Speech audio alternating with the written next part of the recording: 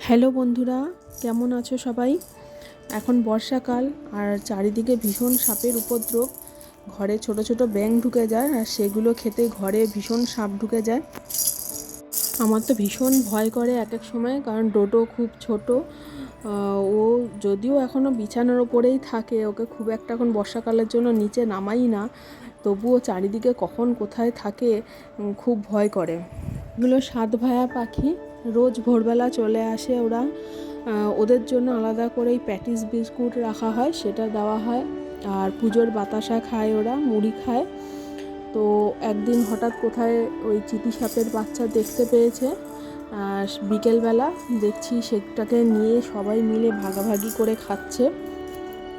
তো ডোডোর দাদু বলছে যে সাপ হচ্ছে ঘরের শত্রু, আর পাখিগুলো আমাদের বন্ধু, ওদেরকে আমরা খেতে দেই বলে ওরা সাপটাকে মেরে ফেলছে।